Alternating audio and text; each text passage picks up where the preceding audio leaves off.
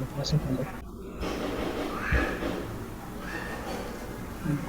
आज आम जौन पुस्तक तार 5 पर्व 1 पदर नहीं आम 9 पद पर्यंत पढ़ले।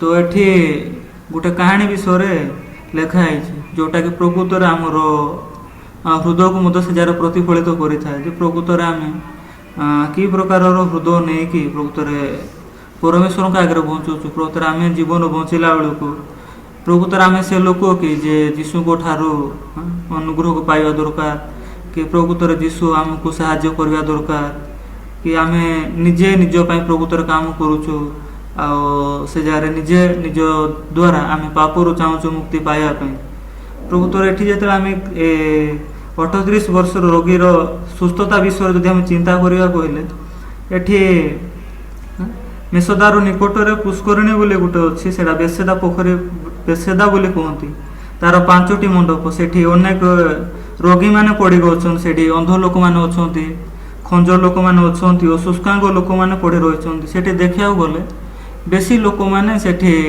भरी होगी रही अच्छा बेसी रोगी लोक मैंने कहीं कहीं बाहर एभला कौन जगह ना जोटि से ट्रिटमेंट पाई प्रकृत में सुस्थ हो पारे कहीं बाहर चारियाड विभिन्न जगह को जाकि से हालिया होती निजर ट्रिटमेंट करने निजर रोग को सुस्थ करने धन संपत्ति जहाँ भी था प्रकृत सबकि सर जो आशा आउ कि ना जिते कि परिवार लोक छाड़ दे आणिकी पुष्करणी कौन पाई ना ये जड़े प्रभुंर दूत अच्छा आते से थरे थरे मझे आसुँच कौन ना पुष्करणी जल को प्रकृत हलैवाई आ से जगार कौन जी फास्ट डेब से सुस्थता हम बोली किंतु ये सेकेंड डेब ता विषय कौन लिखाई सुस्थ हम ना बोली जदि आम 4 पद पढ़िया कहले कारण कौन समय प्रभुंर जड़े दूत पुष्करणी अवतरण कर जल कंपाऊले आ जल कंपिला जे के प्रथम से प्रवेश करूला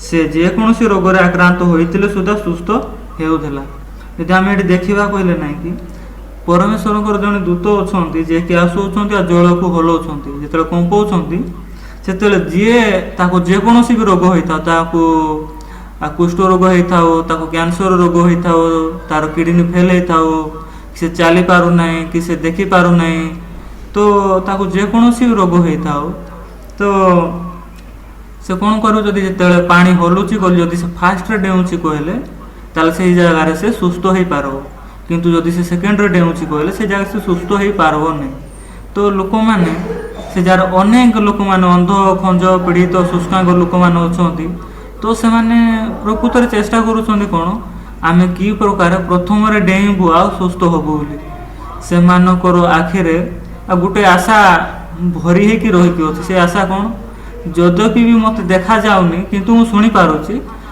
दूत जो आसबे और पानी को हलैबे कहले ताले मु प्रथम डेइबी आ सुस्थता पाइबी बोलिकी तो आउ जड़े कौन भावुची जद्यपि भी मुझे शुणी पार ना कि देखिपुची कहले तो जिते दूत आसिक से पानी को हलैबे कहले से पानी हलैवाटा देखिकी से मुझे दे पारि बोली कहूँ कि जब आम छोटा लोक विषय चिंता करवा गले छोटा लोक से जार कौन भावुची हाँ मु तो केवल चली पारुनी ना किंतु मु तो से जार शुणी पारुची देखी पारुची तो मु से जार कौन निजे आग पानी रे पशि पारि बोली तो ये विभिन्न प्रकार रोगी मान अच्छा तो से चिंता यही प्रकार अच्छी किंतु जदि आम ए जगार चिंता करवा कले से 38 वर्षर रोगीर सुस्थता विषय से 38 वर्षर रोगी बहुत वर्ष है 38 वर्ष है से जगार कौन ताकू पक्षाघात रोगी होती से जगह कौन पारालिसिस होती से पड़ी अच्छी 38 वर्ष है ए रोगी 38 वर्ष हम से पुष्करणी मंडप अच्छी से जगह से 38 वर्ष है केवे सुस्थता को पाई पारु ना जदि से प्रकृत में सुस्थता को पाई पार था कहले से जगह केवे भी न था किंतु से 38 वर्ष है जेहेतु कि से जगह चेष्टा करू नते मत कि पानी नहीं प्रवेश कराओ ना मुझे पानी पशि बोलिकी जेहेतु से पारालिसिस पेसेंट तो पाखे से शक्ति ना से जार कौन जेहेतु कि 38 वर्ष हो गला तो तार हृदय आशा विश्वास सबकि मरी गला मत मो पाखे से शक्ति ना कि मु पानी भीतर पशिबी से जार सुस्थता को पाइबी मत किए पानी भीतर को दूत पानी हरला समय नहीं कि जीव मु सुस्थता हेबी बोलिकी तो तार आशा कह गले प्रकृत से जल କ'ଣ ଆଉ ସେ ଦୂତ ଉପରୁ ପ୍ରକୃତରେ ମରିଯାଉଛି। ତ ସେ ଜାଗାରେ ସେ ନିରୁପାୟ ହେଇକି ଅଲରେଡ଼ି ଅଛି, କାହିଁକିନା ସେ ଅଲରେଡ଼ି 38 ବର୍ଷ ହେଲାଣି ସେ ଜାଗାରେ ତାର ରୋଗରୁ ସେ ସୁସ୍ଥତାକୁ ପାଇପାରୁନାହିଁ। ଯଦ୍ୟପି ବି ସେ 38 ବର୍ଷରେ ଦୂତ ବହୁତ ଥର ଆସିଅଛନ୍ତି ଏବଂ ଆସିକି ମଧ୍ୟ ସେ ପାଣିକୁ ହଲେଇଛନ୍ତି, କିନ୍ତୁ ତା ପୂର୍ବରୁ ଅନେକ ଲୋକମାନେ ସେ ଯାହା ରୋଗୀମାନେ ସେଇ ପାଣି ଭିତରେ ଡେଇଁଛନ୍ତି ଆଉ ପ୍ରକୃତରେ ସୁସ୍ଥତାକୁ ପାଇପାରିଛନ୍ତି, କିନ୍ତୁ ଏ ଲୋକ ସୁସ୍ଥତାକୁ ପାଇପାରେ ନାହିଁ 38 ବର୍ଷ ହେଲାଣି। ତ ସେଇ ଜାଗାରେ କ'ଣ ସେଠି ଯୀଶୁ ଯାଉଛନ୍ତି ସେ ପୁଷ୍କରିଣୀକୁ। ଯେତେବେଳେ ଯୀଶୁ ଯାଉଛନ୍ତି, ଯୀଶୁ ସେ ରୋଗୀକୁ ଦେଖୁଛନ୍ତି କ'ଣ ବୋଲି, ଆରେ ଏ ତ ବହୁତ ବର୍ଷର ରୋଗୀ ଭଳିଆ ଜଣା ପଡ଼ୁଛି, 38 ବର୍ଷ ହେବ ନା କ'ଣ, ଯାଇକି ଟିକେ ତାକୁ ଦେଖିବା, ପଚାରି ଦେଖିବା ବୋଲିକି ଯେତେବେଳେ ଯୀଶୁ ଯାଉଛନ୍ତି ତା ପାଖକୁ, ଆଉ ଯୀଶୁ ତାକୁ କ'ଣ ବୋଲି ପଚାରୁଛନ୍ତି। ଯଦି ଆମେ ଜହନ ପୁସ୍ତକ ତାର 5 ପର୍ବର 6 ପଦ ପଢ଼ିବା କହିଲେ, ଯୀଶୁ ତାକୁ ପଡ଼ି ରହିଥିବା ଦେଖି ବହୁ କାଳର ରୋଗୀ ବୋଲି ଜାଣି ତାହାକୁ ପଚାରିଲେ, ତୁମେ କ'ଣ ସୁସ୍ଥ ହେବାକୁ ଇଚ୍ଛା କରୁଅଛ? ରୋଗୀଟି ତାହାଙ୍କୁ ଉତ୍ତର ଦେଲା, ମହାଶୟ, ଜଳ କମ୍ପିବା ସମୟରେ ମୋତେ ପୋଖରୀ ଭିତରୁ ଘେନିଯିବା ପାଇଁ ମୋର କେହି ନାହିଁ, ଆଉ ମୁଁ ଯାଉ ଯାଉ ଅନ୍ୟ ଜଣେ ମୁଁ ଆଗରୁ ପଶିଯାଏ। ତ ସେ ଜାଗାରେ ସେ କ'ଣ କହୁଛି ଯୀଶୁଙ୍କୁ? ଯୀଶୁ ଯେତେବେଳେ ପଚାରୁଛନ୍ତି ତୁମେ କ'ଣ ସୁସ୍ଥ ହେବାକୁ ଇଚ୍ଛା କରୁଅଛ କହିଲେ, ସେ କହୁଛି, ମହାଶୟ, ମୁଁ ସୁସ୍ଥ ହେବାକୁ ଇଚ୍ଛା କରୁଅଛି ଯେ, ହେଲେ ଯେତେବେଳେ ଜଳ ହଲୁଛି କହିଲେ, ଜଳ ଯେତେବେଳେ କମ୍ପାଉଛନ୍ତି ସେ ଦୂତ ଆସି କହିଲେ, ସେତେବେଳେ ମୋର ଶକ୍ତି ନାହିଁ ପାଣି ଭିତରେ ପଶିବା ପାଇଁ। ଆମର ଏଇଭଳିଆ କ'ଣ ନା ରିଲେଟିଭ୍ କି ସମ୍ପର୍କୀୟ ଲୋକମାନେ ଏଇଭଳିଆ କେହି ନାହାନ୍ତି ଯିଏକି ମୋତେ ସେ ପାଣି ଭିତରକୁ ନେଇକି ଯିବେ ସୁସ୍ଥତା ପାଇବା ପାଇଁ। ତ ଯୀଶୁ ସେ ଜାଗାରେ ତାକୁ କ'ଣ କହୁଛନ୍ତି? ଯୀଶୁ ତାକୁ କହିଲେ, ଉଠ ତୁମର ଖଟିଆ ଘେନି ଚାଲ। ତ ଯେତେବେଳେ ଯୀଶୁ ତାକୁ କହୁଛନ୍ତି ଉଠ ତୁମର ଖଟିଆ ଘେନି ଚାଲ କହିଲେ, ତ ଏ ରୋଗୀ ତା ହୃଦୟରେ ନିହାତି ଭାବରେ ଏ ବିଷୟ ଚିନ୍ତା କରିଥିବ କି ନାହିଁ ଯେ ମୁଁ 38 ବର୍ଷ ହେଲାଣି ପକ୍ଷାଘାତୀ ରୋଗରେ ପୀଡ଼ିତ ହୋଇକି ଅଛି, ମୁଁ ଆଜି ପର୍ଯ୍ୟନ୍ତ ସୁସ୍ଥ ହୋଇପାରୁନି, ମୁଁ ଚାଲିପାରୁନି, ଆଉ ମୁଁ ନିଜ ଦ୍ୱାରା ମଧ୍ୟ ଖାଇ ମଧ୍ୟ ପାରୁନି, ମୁଁ ନିଜ ଦ୍ୱାରା କିଛି କାମ ମଧ୍ୟ କରିପାରୁନି। ଏ ଲୋକ କେମିତି ଆସିକି ମୋତେ କହୁଛି ଉଠ ତୁମର ଖଟିଆ ଘେନି ଚାଲ ବୋଲିକି। ଏ ଲୋକ ପାଗଳ ହେଲା ନା କ'ଣ? ସେ ଲୋକ ଜାଣିପାରୁନାହିଁ ନା କ'ଣ? ମୁଁ ପକ୍ଷାଘାତୀ ରୋଗୀ ବୋଲି ସେ ମୋତେ କେମିତି କହିପାରୁଛି ଯେ ଉଠ ତୁମର ଖଟିଆ ଘେନି ଚାଲ ବୋଲିକି। କିନ୍ତୁ ଏ ଲୋକ ସେଭଳିଆ କିଛି ବି ଚିନ୍ତା କରୁନାହିଁ, କିନ୍ତୁ ଯୀଶୁ ଯେମିତି କହୁଅଛନ୍ତି ସେମିତି ତାଙ୍କର ବାକ୍ୟ ଉପରେ ଯେତେବେଳେ ବିଶ୍ୱାସ କରୁଛି, ତ ସେ ଜାଗାରେ କ'ଣ ସେଇ କଣି ସେ ଲୋକଟି ସୁସ୍ଥ ହେଲା ଓ ଆପଣର ଖଟିଆ ଘେନି ଚାଲିବାକୁ ଲାଗିଲା। ସେଦିନ ବିଶ୍ରାମ ବାର ଥିଲା। ଯେତେବେଳେ ସେ ଯୀଶୁଙ୍କର ବାକ୍ୟ ଯେମିତି କହୁଛି କହିଲେ, ସେ ଜାଗାରେ ସେ ସେମିତି ଗ୍ରହଣ କରୁଛି, ତ ସେ ଜାଗାରେ ସେ ଶକ୍ତିକୁ ପାଉଛି ପ୍ରକୃତରେ ସୁସ୍ଥ ହେବା ପାଇଁ। ଆଉ ସେ ଜାଗାରେ ପ୍ରକୃତରେ କ'ଣ ସେ ତା ରୋଗରୁ ସୁସ୍ଥ ମଧ୍ୟ ହେଉଛି। ଆଉ ସେଦିନ କ'ଣ ସେ ତା ନିଜ ପାଦରେ ଛିଡ଼ା ହେଉଛି ଆଉ ନିଜ ଖଟିଆ ଘେନିକି ଚାଲିବାକୁ ଲାଗୁଛି। ଏଇଟା କେତେବେଳେ ହେଉଛି? ଯେତେବେଳେ ସେ ଯୀଶୁଙ୍କର ବାକ୍ୟ ଯେମିତି କହୁଛି ସେ ସେମିତି ଗ୍ରହଣ କରୁଛି। ସେ କେବେ ମଧ୍ୟ ନିଜର ଚିନ୍ତାକୁ ସେ ଜାଗାରେ ଗ୍ରହଣ କରୁନାହିଁ ଯେ ନାଇଁ ମୁଁ ତ ଏତେ ବର୍ଷ ହେଲା ଚାଲିପାରୁନାହିଁ, ମୁଁ ତ ଏତେ ବର୍ଷ ହେଲା ଏଇଭଳିଆ କଷ୍ଟରେ ପଡ଼ିକି ଥିଲି, 38 ବର୍ଷ ହେଲାଣି ପକ୍ଷାଘାତୀ ରୋଗୀ ହେଇକି ଅଛି, ମୋ ଦ୍ୱାରା ତ ହେଇପାରୁନାହିଁ। ସେ ଯୀଶୁଙ୍କର କଥାକୁ ଶୁଣିକି କେବଳ ତୁଚ୍ଛ କରୁନାହିଁ, କିନ୍ତୁ ଯେତେବେଳେ ଯୀଶୁଙ୍କର ବାକ୍ୟକୁ ସେ ଶୁଣୁଛି ସେ ଜାଗାରେ ସେ ତାକୁ କ'ଣ ବିଶ୍ୱାସ ଭାବରେ ଗ୍ରହଣ କରୁଛି। ଯେତେବେଳେ ସେ ଜାଗାରେ ପ୍ରକୃତରେ ଶକ୍ତିକୁ ପାଉଛି ଚାଲିବା ପାଇଁ, ଆଉ ସେ ଜାଗାରେ କ'ଣ ସେ ସୁସ୍ଥ ହେଉଛି। ଯଦି ଆମେ ଏଠି ଟିକେ ଗଭୀର ଭାବରେ ଚିନ୍ତା କରିବା କହିଲେ ଭାଇ ଭଉଣୀମାନେ, ଏଠି କ'ଣ ଲେଖା ହେଇଛି କହିଲେ, ଏଠି ବିଭିନ୍ନ ପ୍ରକାରର ରୋଗୀ ଲୋକମାନଙ୍କ ବିଷୟରେ ଲେଖା ହେଇଛି। ତ ଏଠି ଦେଖନ୍ତୁ ଯୀଶୁ ଆସୁଛନ୍ତି ଆଉ ଏଠି ଆସିକି ଗୋଟେ ପକ୍ଷାଘାତୀ ରୋଗୀକୁ 38 ବର୍ଷର ତାକୁ ସୁସ୍ଥତା ଦେଉଛନ୍ତି। ତ ଏ ଜାଗାରେ ଅନେକ ଲୋକମାନେ ସେ ଯାହାର ରୋଗୀମାନେ ଅଛନ୍ତି, ତ ଯୀଶୁ କାହାରିକୁ ହେଲେ କେବେ ମଧ୍ୟ ସୁସ୍ଥତା ସେ ଜାଗାରେ କରୁନାହାନ୍ତି କି ସୁସ୍ଥତା ଦେଉନାହାନ୍ତି, କିନ୍ତୁ ଏ 38 ବର୍ଷ ରୋଗୀ ଜଣେ ଯିଏକି ସେ ଜାଗାରେ ପ୍ରକୃତରେ ସୁସ୍ଥତାକୁ ପାଉଛି। ତ ଏ 38 ବର୍ଷର ରୋଗୀର ଜଣେ ଲୋକ ଯିଏକି ସୁସ୍ଥତାକୁ ପାଉଛି ଆଉ ବାକି ଲୋକମାନେ କେହି ପାଉନାହାନ୍ତି, ଏହାର କାରଣ କ'ଣ ହେଇପାରେ? ସେ ଲୋକମାନେ କାହିଁକି ପ୍ରକୃତରେ ସେ ଜାଗାରେ ଯୀଶୁ ଆସୁଅଛନ୍ତି, ଏ ଲୋକକୁ ଉଠାଉଛନ୍ତି, ତାର ରୋଗକୁ ସୁସ୍ଥ କରିଦେଉଛନ୍ତି, କେବଳ ଯୀଶୁଙ୍କର ଗୋଟେ ପଦ ବାକ୍ୟ ସେ ଜାଗାରେ ଏ ଲୋକକୁ ବନଉଛି କ'ଣ ପ୍ରକୃତରେ ଚାଲିବା ପାଇଁ। ତ ଏମାନେ କ'ଣ ଦେଖିନଥିବେ ସେ ଜାଗାରେ ଅଲଗା ରୋଗୀ ଲୋକମାନେ କ'ଣ ବୋଲି ଦେଖିଥିବେ ଯେ ଏ ଲୋକ 38 ବର୍ଷ ହେଲାଣି ଏ ଜାଗାରେ ପଡ଼ିକି ରହିକି ଅଛି, ତାକୁ ଜଳ ଭିତରକୁ ନେଇକି ଯିବା ଲୋକମାନେ କେହି ନାହାନ୍ତି, କିନ୍ତୁ ଏ ରୋଗୀ ଲୋକ କେମିତି ଏବେ ଚାଲିପାରୁଛି, କେମିତି ଏବେ ସୁସ୍ଥତା ପାଇପାରୁଛି, ସେ ବିଷୟରେ ଯଦି ଦେଖିବା କହିଲେ ସେ ଜାଗାରେ କେହି ଅଲଗା ଲୋକମାନେ କେବେ ହେଲେ ମଧ୍ୟ ସେ ଜାଗାରେ ଚିନ୍ତା କରୁନାହାନ୍ତି। କିନ୍ତୁ ସମସ୍ତଙ୍କର ଆଖି କେଉଁ ଜାଗାରେ ଅଛି? ପ୍ରକୃତରେ ଜଳ ଉପରେ ଅଛି, ଯେ ଦୂତ କେତେବେଳେ ଆସିବେ ପାଣିକୁ ହଲେଇବେ ଆଉ ସେ ଜାଗାରେ ମୁଁ ଡେଇଁକି ପାଇବି ବୋଲିକି। ପ୍ରକୃତରେ ସେମାନେ କେବେ ହେଲେ ବି ନା, ସେମାନେ କ'ଣ ତାଙ୍କ ହୃଦୟରେ ଗୋଟେ ଚିନ୍ତା ଆଉ ଗୋଟେ କ'ଣ ଆଶାକୁ ହୃଦୟରେ ଧରିକି ରଖିକି ଅଛନ୍ତି। সেটা কোণ যে ମୁଁ ପାଣି ଭିତରୁ ଡେଇଁ ପାରିବି ଆଉ ମୁଁ ସୁସ୍ଥ ହେଇପାରିବି, ମୋ ନିଜର ସୁସ୍ଥତା ପାଇଁ ମୁଁ ନିଜେ କାମ କରିପାରିବି, ଆଉ ମୁଁ ନିଜେ ସେ ଜାଗାରେ କ'ଣ ଦୂତ ହଲେଇଲା ସମୟରେ ଯଦ୍ୟପି ବି ମୋତେ ଦେଖାଯାଉନି, ଯଦ୍ୟପି ବି ମୋତେ ଶୁଣାଯାଉନି, ଯଦ୍ୟପି ବି ମୁଁ ଛୋଟା, ଯଦ୍ୟପି ବି ମୁଁ ସେ ଜାଗାରେ ମୋର କିଡ଼ନୀ ଖରାପ ଅଛି, ଯାହା ବି ହଉ, ତ ସେମାନଙ୍କ ହୃଦୟରେ କ'ଣ ଯେ ମୁଁ କରିପାରିବି ଆଉ ମୁଁ ପାଣି ଭିତରେ ପଶିକି ସେ ଜାଗାରେ ସୁସ୍ଥତାକୁ ପାଇପାରିବି। ପ୍ରକୃତରେ ଏଇ ହୃଦୟ ସେମାନଙ୍କୁ ଯୀଶୁଙ୍କ ପ୍ରତି ଦେଖିବାକୁ କେବେ ମଧ୍ୟ ବନେଇଲା ନାହିଁ। ଯଦି ପ୍ରକୃତରେ ବନେଇଥାନ୍ତା କହିଲେ ସେ ଜାଗାରେ ଯୀଶୁ ଯଦି ସେ 38 ବର୍ଷ ରୋଗୀକୁ ସୁସ୍ଥତା ଦେଉଛନ୍ତି କହିଲେ ସେ ଜାଗାରେ କ'ଣ ଅଲଗା ଲୋକମାନେ ମଧ୍ୟ ଆସିକି ଯୀଶୁଙ୍କ ଠାରେ କ'ଣ କରିଥାନ୍ତେ, ନିବେଦନ କରିଥାନ୍ତେ, ଗୁହାରି କରିଥାନ୍ତେ ଯେ ପ୍ରଭୁ ଆମକୁ ମଧ୍ୟ ସୁସ୍ଥତା ଦିଅ, ଆମେ କେବେ ମଧ୍ୟ କରିପାରୁନାହୁଁ ବୋଲି। ତ ସେ ଜାଗାରେ କ'ଣ ଯୀଶୁ ମଧ୍ୟ ସେମାନଙ୍କୁ ସୁସ୍ଥତା ଦେଇଥାନ୍ତେ।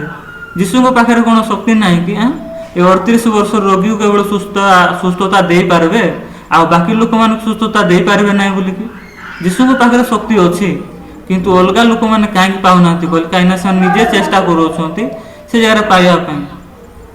ଯଦି ଆପଣ ଦେଖିବେ କହିଲେ ଥରେ ଯୀଶୁ ଗୋଟେ ନଗରକୁ ଯାଉଥିଲେ ସେ ଜାଗାରେ ପ୍ରଚାର କରିବା ପାଇଁ, ତ ସେଠି 2 ଜଣ ଅନ୍ଧ, ବାର୍ଟିମୟ ଅନ୍ଧ ବୋଲିକି ଜଣେ ଲୋକ ଥିଲା, ଯେ କି ବଡ଼ ପାଟିରେ ଚିତ୍କାର କରି କରି କହୁଛି କ'ଣ, ହେ ନାଜାରେତ ଯୀଶୁ, ହେ ନାଜାରେତ ଯୀଶୁ ମୋତେ ସୁସ୍ଥତା କର ବୋଲିକି। ସେତେବେଳେ କ'ଣ ଯୀଶୁ ତାର ପାଖକୁ ଆସୁଅଛନ୍ତି ଆଉ ଥରେ ଫେରିକି, ଆଉ ତାକୁ କ'ଣ ଦେଉଛନ୍ତି, ତାକୁ ଯେହେତୁ ତା ଆଖିକୁ ମଧ୍ୟ ଦେଖାଯାଉନାହିଁ, କିନ୍ତୁ ଯୀଶୁ ସେ ଜାଗାରେ କ'ଣ ତାକୁ ଦୃଷ୍ଟି ଶକ୍ତି ପ୍ରଦାନ କରୁଛନ୍ତି, ସେ ଜାଗାରେ ଦେଖିପାରୁଛି ପ୍ରକୃତରେ। ପ୍ରକୃତରେ ଏ ଲୋକ ସେ ଜାଗାରେ ଅନୁଗ୍ରହ କି ପ୍ରକାର ପାଉଛି, ଯେତେବେଳେ ସେ ଜାଣିପାରୁଛି କ'ଣ ଯେ ମୁଁ ନିଜ ଦ୍ୱାରା କି ସେ ଜାଗାରେ ପ୍ରକୃତରେ କ'ଣ ନିଜର ଚେଷ୍ଟା ଦ୍ୱାରା କେବେ ହେଲେ ବି ମୁଁ ମୋର ଦୃଷ୍ଟି ଶକ୍ତି ଫେରିକି ପାଇବି ନାହିଁ। କିନ୍ତୁ ଯୀଶୁ ହେଉଛନ୍ତି ଜଣେ ଲୋକ ଯାହାଙ୍କ ଦ୍ୱାରା ପ୍ରକୃତରେ ମୁଁ ଶକ୍ତିକୁ ପାଇପାରିବି, ସୁସ୍ଥତା ପାଇବା ପାଇଁ ଶକ୍ତିକୁ ପାଇପାରିବି ମୁଁ ମୋ ନିଜ ଆଖି ଦ୍ୱାରା ପ୍ରକୃତରେ ଦେଖିବା ପାଇଁ। ଯଦି ଆମେ କାହାଣୀକୁ ଦେଖିବା କହିଲେ ଏ କାହାଣୀ ଅଲଗା ଲୋକମାନଙ୍କ ବିଷୟରେ କାହାରି ବିଷୟରେ ମଧ୍ୟ କୁହାଯାଏ ନା, କିନ୍ତୁ ଏ କାହାଣୀ ପ୍ରକୃତରେ କାହା ବିଷୟରେ ନା ଆମମାନଙ୍କ ବିଷୟରେ ପ୍ରକୃତରେ କୁହାଯାଇଛି। କାହିଁକିନା ବାଇବଲ ଯେତେବେଳେ ଆମେ ଦେଖିବା କହିଲେ ବାଇବଲରେ ସବୁ ଜିନିଷ ପରମେଶ୍ୱର ଆମ ନିମନ୍ତେ ଲେଖି ଦେଉଛନ୍ତି, ଆମର ହୃଦୟ ନିମନ୍ତେ, ଆମର ଚିନ୍ତା ନିମନ୍ତେ, ଆମର ଚିନ୍ତା କି ପ୍ରକାରରେ ପରମେଶ୍ୱରଙ୍କ ଠାରୁ ଅଲଗା, ଆମର ଚିନ୍ତା ଆମେ କି ପ୍ରକାର ପ୍ରକୃତରେ ବିଶ୍ୱାସ କରିକି ଅଛୁ, ସେ ବିଷୟକୁ ନେଇକି ପ୍ରକୃତରେ ପରମେଶ୍ୱର ଆମକୁ ଦେଖାଇବାକୁ ଚାହିଁକି ପ୍ରକୃତରେ ଆମକୁ ବାଇବଲରେ ବିଭିନ୍ନ ପ୍ରକାରର ଷ୍ଟୋରି ଏବଂ ବିଭିନ୍ନ ପ୍ରକାରର କାହାଣୀ ଗୋଟେ ଗୋଟେ ଲେଖିକି ଦେଖାଇଛନ୍ତି। ଯଦି ଆମେ ଏ କାହାଣୀକୁ ଦେଖିବା କହିଲେ ଏ କାହାଣୀ ମଧ୍ୟ ଅଲଗା ଲୋକମାନଙ୍କ ବିଷୟରେ କାହାରି ବିଷୟରେ କହୁନାହିଁ, କିନ୍ତୁ ଏଇଟା ପ୍ରକୃତରେ କାହା ବିଷୟରେ ନା ଆମ ବିଷୟରେ କହୁଅଛି। ଯେ ପ୍ରକୃତରେ ଯଦି ଆମେ ଆମ ଜୀବନରେ ପ୍ରକୃତରେ ଚିନ୍ତା କରିବା କହିଲେ ଆମ ପାଖରେ ସବୁଠୁ ବଡ଼ ରୋଗ ସେଟା କ'ଣ ଅଛି? ଆମ ପାଖରେ କ'ଣ ହାର୍ଟ ପ୍ରୋବ୍ଲେମ୍ ଅଛି, କିଡ଼ନୀ ପ୍ରୋବ୍ଲେମ୍ ଅଛି, ଆମ ପାଖରେ ଲିଭର ପ୍ରୋବ୍ଲେମ୍ ଅଛି, ଆମ ପାଖରେ କ'ଣ ସେ ଜାଗାରେ କ୍ୟାନ୍ସର ପ୍ରୋବ୍ଲେମ୍ ଅଛି, ଏସବୁ ପ୍ରୋବ୍ଲେମ୍ କି? କିନ୍ତୁ ସେଇଟାରେ ସବୁଠୁ ବଡ଼ ରୋଗ କ'ଣ ମନୁଷ୍ୟର ହୃଦୟରେ ସେଇଟା ହେଉଛି ପାପ। ସେ ପାପରୁ ସେ କେବେ ହେଲେ ମଧ୍ୟ ମୁକ୍ତି ପାଇପାରୁନାହିଁ। ତ ଲୋକମାନେ କି ପ୍ରକାର ପ୍ରକୃତରେ ପାପରୁ ମୁକ୍ତି ପାଇପାରିବେ ସେମାନେ ସେ ବିଷୟ ଜାଣିନାହାନ୍ତି। ଯେହେତୁ କି ସେମାନେ ସେ ବିଷୟ ଜାଣିନାହାନ୍ତି ତ ସେମାନେ ବିଭିନ୍ନ ପ୍ରକାରର ମନୁଷ୍ୟ ପ୍ରଣାଳୀକୁ ସେ ଜାଗାରେ ବ୍ୟବହାର କରୁଅଛନ୍ତି। ସେମାନେ ତାଙ୍କ ନିଜ ଅନୁସାରେ ପ୍ରକୃତରେ କ'ଣ ବାଇବଲକୁ ପଢ଼ୁଛନ୍ତି, ବାଇବଲକୁ ବୁଝୁଛନ୍ତି, ସେ ଅନୁସାରେ ପରମେଶ୍ୱରଙ୍କର ପ୍ରାର୍ଥନା କରୁଅଛନ୍ତି, ସବୁ ଜିନିଷ କରୁଅଛନ୍ତି, କିନ୍ତୁ ସେ ଜାଗାରେ କେବେ ହେଲେ ମଧ୍ୟ ସେ ଲୋକମାନେ ନିଜ ପାପରୁ ସେ ଜାଗାରେ କେବେ ହେଲେ ମଧ୍ୟ ଉଦ୍ଧାର ପାଇପାରୁନାହାନ୍ତି, ନିଜ ପାପରୁ କେବେ ହେଲେ ମଧ୍ୟ ପୃଥକ ହେଇପାରୁନାହାନ୍ତି। ପ୍ରକୃତରେ କାହିଁକି ସେ ଲୋକମାନେ ନିଜ ପାପରୁ ପ୍ରକୃତରେ ପୃଥକ ହେଇପାରୁନାହାନ୍ତି? ଯଦ୍ୟପି ବି ସେମାନେ 70 ବର୍ଷର ଖ୍ରୀଷ୍ଟିଆନ, 80 ବର୍ଷର ଖ୍ରୀଷ୍ଟିଆନ, ସେ ଜାଗାରେ ବିଭିନ୍ନ ବୟସ୍କ ଲୋକମାନେ ମଧ୍ୟ ଅଛନ୍ତି। ଯେତେବେଳେ କି ମୁଁ ମଧ୍ୟ ସେ ଜାଗାରେ ସୁସମାଚାର ପ୍ରଚାର କରିବାକୁ ବାହାରକୁ ଯାଏ ତ ମୁଁ ବେଶୀ ବୟସ୍କ ଲୋକମାନଙ୍କୁ ଭେଟେ, 70 ବର୍ଷର 80 ବର୍ଷର ଲୋକମାନଙ୍କୁ। ତ ମୁଁ ଯେତେବେଳେ ସେମାନଙ୍କୁ ପଚାରେ ଆଜ୍ଞା ଆପଣ ଆପଣଙ୍କର ପାପରୁ କ୍ଷମା ପାଇବା ପାଇଁ ପ୍ରକୃତରେ କ'ଣ କରିପାରିବେ ବୋଲି, ତ ସେ କହୁଛନ୍ତି କ'ଣ ଯେ ନାଇଁ ଆଜ୍ଞା ମୁଁ ଚେଷ୍ଟା କରୁଛି ବୋଲି। କିନ୍ତୁ ଏ କଥା ସେମାନେ ପ୍ରକୃତରେ କାହିଁକି କହୁଛନ୍ତି? ତ ମୁଁ ସେମାନଙ୍କୁ ଯେତେବେଳେ ପଚାରୁଛି ଆଜ୍ଞା ଆପଣ 80 ବର୍ଷ ହେଲାଣି ଚେଷ୍ଟା କରୁଛନ୍ତି, କିନ୍ତୁ ଆଜି ପର୍ଯ୍ୟନ୍ତ କାହିଁକି ଆପଣଙ୍କ ହୃଦୟରୁ ସେ ପାପ ସମାପ୍ତ ହେଇନାହିଁ ବୋଲି, ତ ସେମାନେ କ'ଣ କହୁଛନ୍ତି ସେ ଜାଗାରେ ନାଇଁ ଆଜ୍ଞା ଆମେ ଚେଷ୍ଟା କରୁଛୁ ପ୍ରକୃତରେ ଆମେ ଯୀଶୁଙ୍କ ନିୟମ ଅନୁସାରେ ଚାଲିବା ପାଇଁ, ଆମେ 10 ଆଜ୍ଞା ପାଳନ କରିବା ପାଇଁ।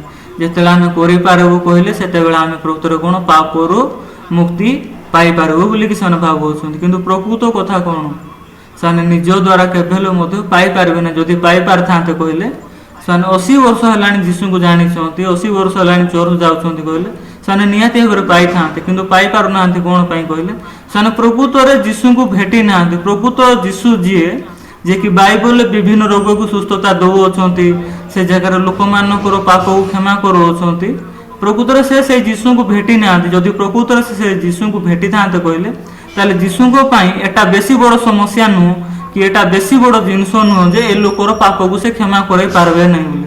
ପ୍ରକୃତରେ କ'ଣ ଏମାନେ ନିଜର ଚିନ୍ତାକୁ ପ୍ରକୃତରେ ବିଶ୍ୱାସ କରିକି ଅଛନ୍ତି ଯେ ମୁଁ ନିଜର ପାପ ପାଇଁ ନିଜେ କାମ କରିବା ଦରକାର, ମୁଁ ନିଜେ କାମ କରିଲେ ମୋର ପାପ ସମସ୍ତ କ୍ଷମା ହେବ ବୋଲି, ମୁଁ ବ୍ୟବସ୍ଥା ପାଳନ କରିଲେ ମୋର ସମସ୍ତ ପାପ କ୍ଷମା ହେବ ବୋଲି।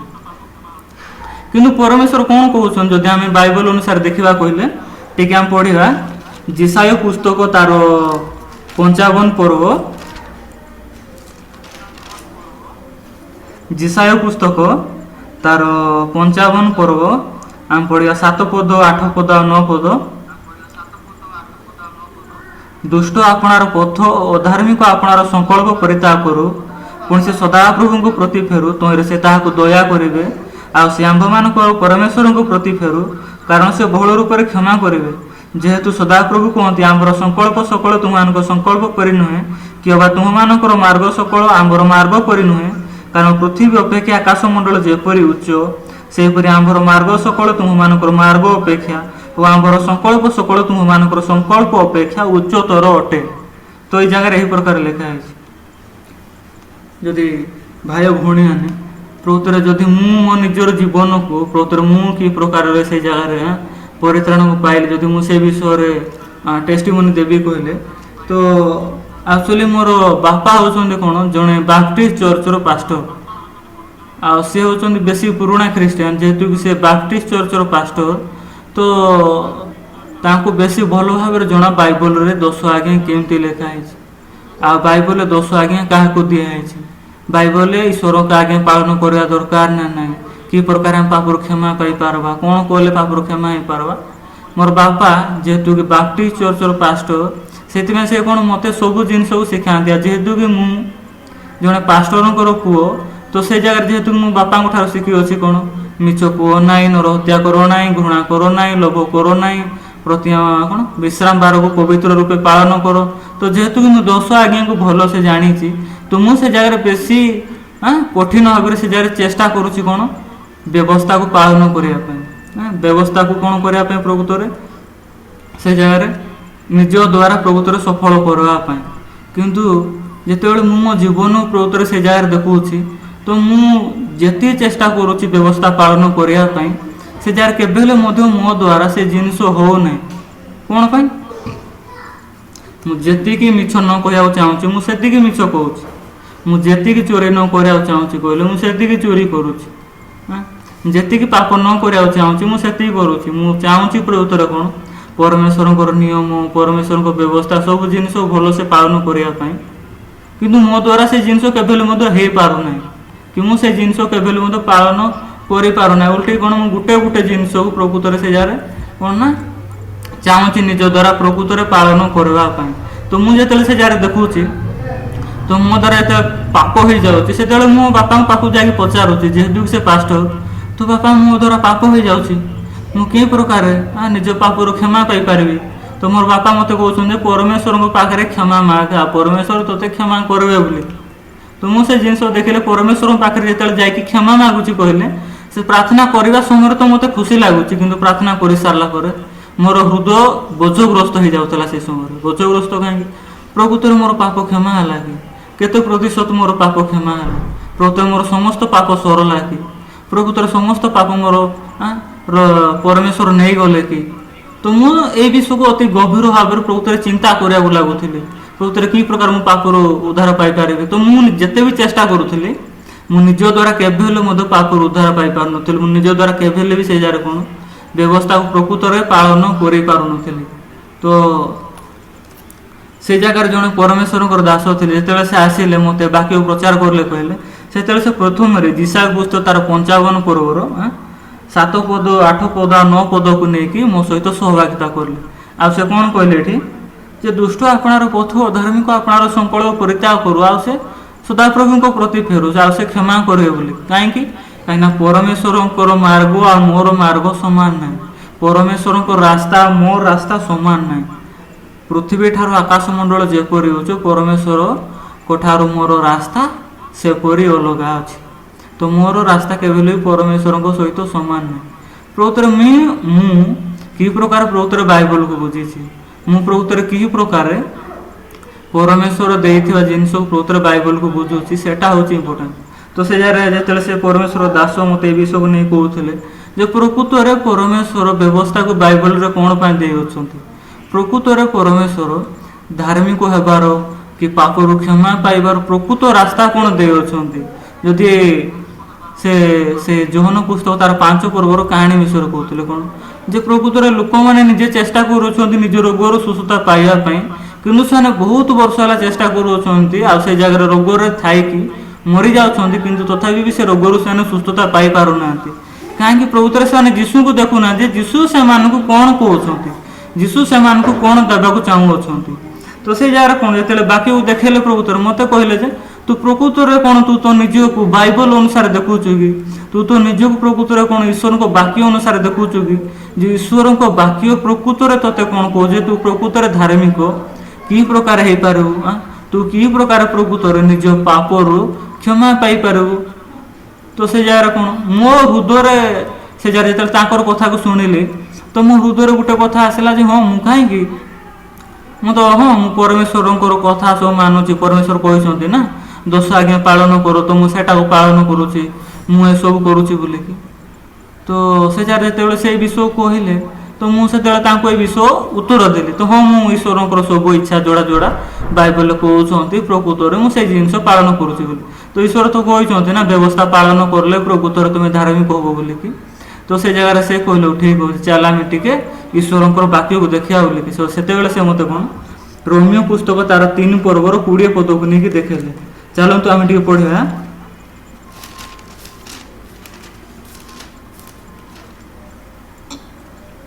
एटा केमती लिखाई कारण व्यवस्थार क्रियाकर्म द्वारा कौन प्राणी तांको धार्मिक गणित हेब नहीं जेहेतु व्यवस्था द्वारा पापर ज्ञान जन्मे तो ये कौन लिखाई कौन व्यवस्था द्वारा कौन लोक ईश्वर आगे धार्मिक बोली गणित हो पार्ब एका नहीं कहीं व्यवस्था जी पालन कर पापर ज्ञान जन्म हम पाप जन्म हम बोली से जार कहते तो मुझे जगह चेष्टा करूँ कौन व्यवस्था द्वारा धार्मिक गणित होगापी व्यवस्था द्वारा पापर मुक्ति होगापी कि जो से जार मुझे बाक्य को देखिले बाक्य मत स्ट्रेट कहूँ कौन जे तुम व्यवस्था द्वारा धार्मिक हो पार्ब एका नहीं तो मुझे बाक्य को पढ़ली से मत गोटे झटका लगे अरे ताले मुझे कौन ईश्वर को बाक्य कौन भूल बुझी ईश्वर तो निजे कहते तुम्हें समस्त व्यवस्था पालन कर ताले तुम्हें धार्मिक हम बोली ताले मो सहित कहीं बाक्य तो कहूँ जे तुम्हें केवल मत धार्मिक हो पार्ब ना व्यवस्था पालन करी तार प्रकृत कारण कौन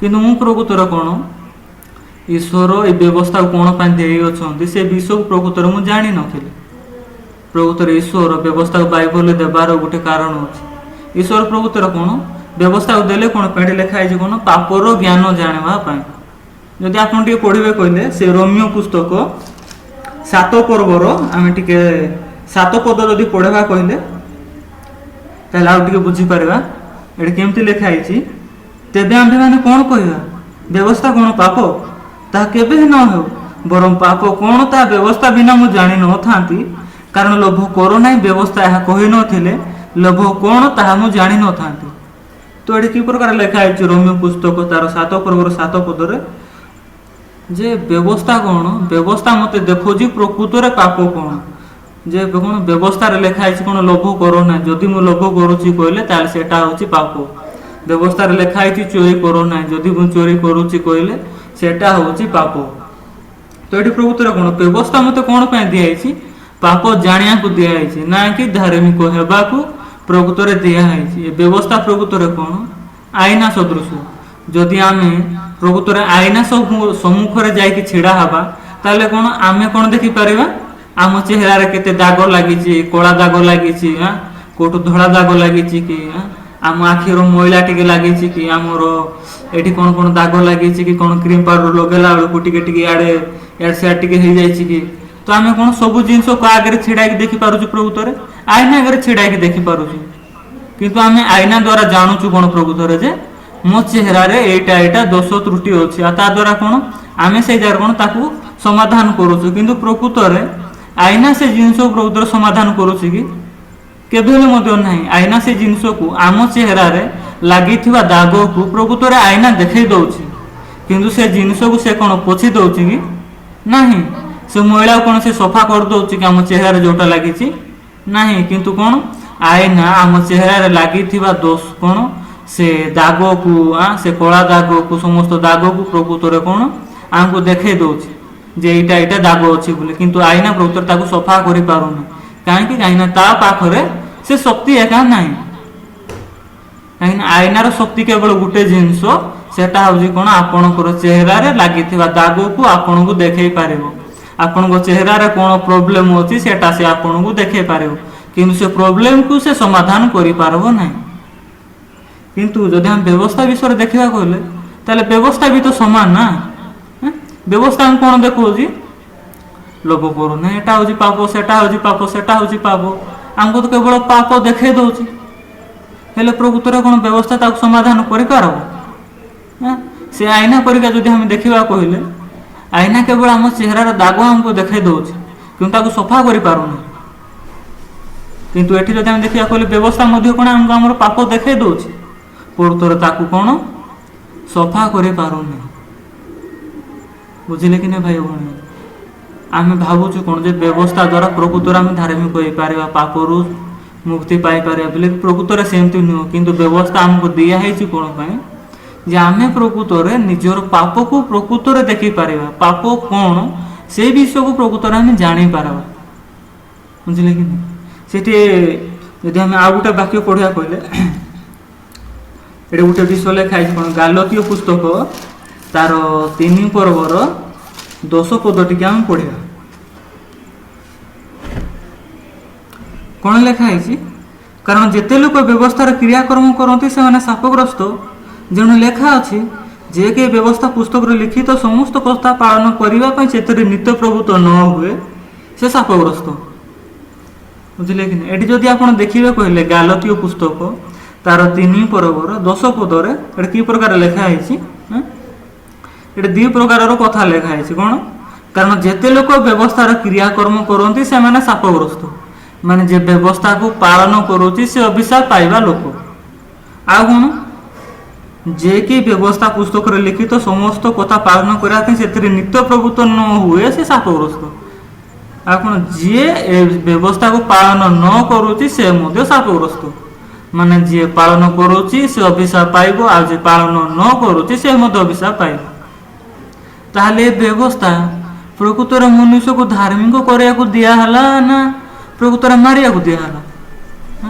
प्रकृत ईश्वर कौन कठोर परमेश्वर कि सी आमको प्रकृत ये गोटे नियम देवे इज्राएल लोक मानू से गोटे नियम देले कि जो नियम द्वारा प्रकृत से माने कौन बची पारबे का नहीं आप पढ़े कहले झिजिकल पुस्तक गोटे पद लिखाई कौन जे मु तुम मान को जो नियम दे अच्छी से नियम प्रकृत कौन तुम मान को बचेवा ना कि तुम मान को मारवा ताले ईश्वर कौन ये कौन कहते जदि व्यवस्था पालन करब कहले अभिशाप पाइब जदि न करब कहले अभिशाप पाइब ताले आम जदि आम निजक प्रकृत देखा कहले व्यवस्था पालन करके अभिशाप पाइबा लोक आ व्यवस्था पालन न करके अभिशाप पाइबा लोक जो मुझे बाकी देखुची कौन ताले मुझे ईश्वर आगे किए व्यवस्था द्वारा धार्मिक होगा लोक ना प्रकृत अभिशाप पाई लोक मुझे निजक देखुची कहले मु अभिशाप पाई लोक मुझे जगार मु गोटे चिंता पूरण कर बची कौन मु व्यवस्था द्वारा प्रकृत धार्मिक हो पारि क्यों जो वाक्य को देखुची कहले मोर चिंता ठू पूरापूरी अलग से कौन जिसाय पुस्तक तार 55 7 पद 8 पद आम पढ़ले ना कि कौन लिखाई जे परमेश्वर रास्ता और आम रास्ता पूरा अलग परमेश्वर चिंता आमर चिंता पूरा अलग परमेश्वर जो प्रकार देखु आम से प्रकार देखुना आम परमेश्वर ठार अलग देखु जदि आम प्रकृत कि प्रकार जाना जेटा परमेश्वर कहते ना मनुष्य कहूँ बोलिक जदि आम परमेश्वर वाक्य को देखा कहले ताल आम प्रकृत जाना जेटा मत परमेश्वर कहते ना मनुष्य कहूँ बोलिक बुझिले कि जदि हम वाक्य द्वारा देखा बोले परमेश्वर निजे वाक्य द्वारा कहते कौन जे व्यवस्था पालन करब से अभिशाप पाइबा लोक आ जे व्यवस्था पालन न करब भांगब कहले से मत अभिशाप पाइबा लोक हेले यही प्रकार कौन जगार लेखा है बुझिले कि भाई बहन जदि हम यार उत्तर खोजा कहले टी पढ़ा जाकुब पुस्तक तार 2 पर्वर 10 पद जाकुब पुस्तक तार 2 पर्वर 10 पद से कौन लिखाई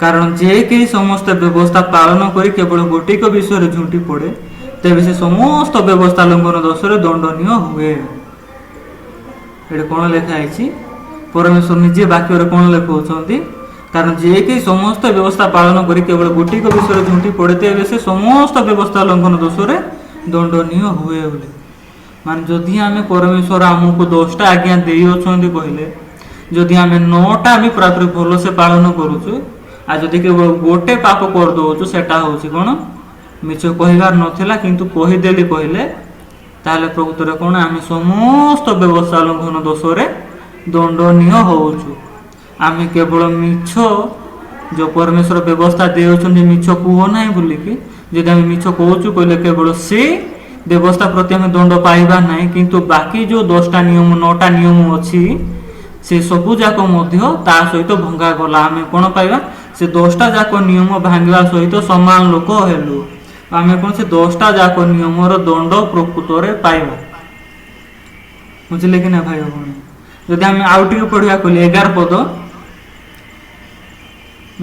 जाकुब पुस्तक तार 2:11 पद जेणु जे व्यभिचार करोना बोली कही से नर हत्या करोना बोली कही तुम्हें जदि व्यभिचार न करी नर हत्या कर तेज व्यवस्था लंघनकारी होइछ प्रकृत जो परमेश्वर आम कही कौन लोभ करो ना मिछ कह ना घृणा करो ना नर हत्या करो ना विश्राम बार पवित्र रूप पालन कर सब जिनस कहवा लोक किए परमेश्वर आ ताले ये जो मिछ न कहवा लोक किए से परमेश्वर जदि ताले आम देखा कहले कौन परमेश्वर से जार कहते मिछ कह ना जदि आम मिछ कहूँ कहले परमेश्वर आज्ञा को लंघन कलु परमेश्वर को प्रकृत से जगह तुच्छ करलु आम ताले कौन जदि आम प्रकृत से जगह परमेश्वर तुच्छ करलु कहले परमेश्वर समस्त नियम को अलरेडी तुच्छ कर सारू ना अलरेडी भांगी सारू ना से परमेश्वर कहते कौन तुम जब गोटे भांगल कहले ताले सबू भांगला सहित सामान जदि आप पढ़े कहले रोमियो पुस्तक तार 3 पर्वर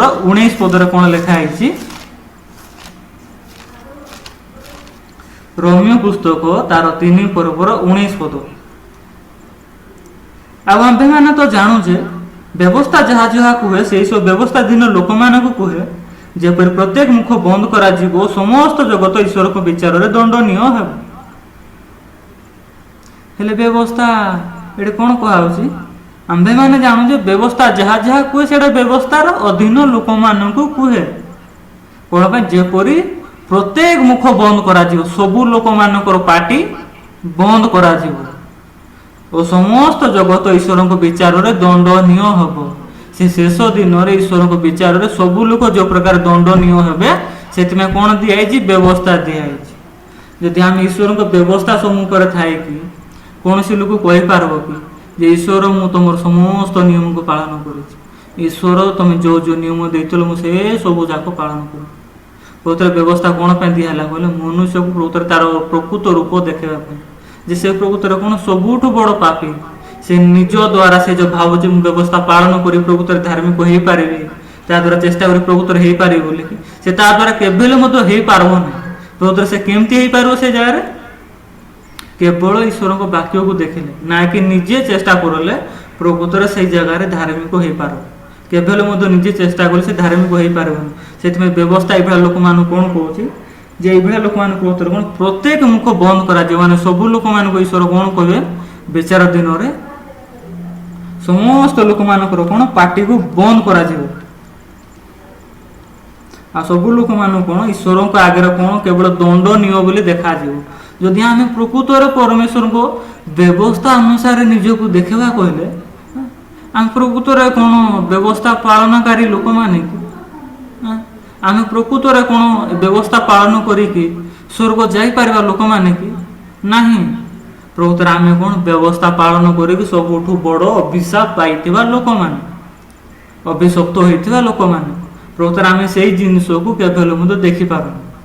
ଈଶ୍ୱର ବାଇବଲ ଦ୍ୱାରା ଆମକୁ ପ୍ରକୃତରେ ଦେଖାଉଛନ୍ତି କ'ଣ ଯେ ଆମ ପାଖରେ କେତେ କ'ଣ ଦୁଷ୍ଟତା ଭରି ହେଇକି ରହିକି ଅଛି। ଆମେ ପ୍ରକୃତରେ କିଏ?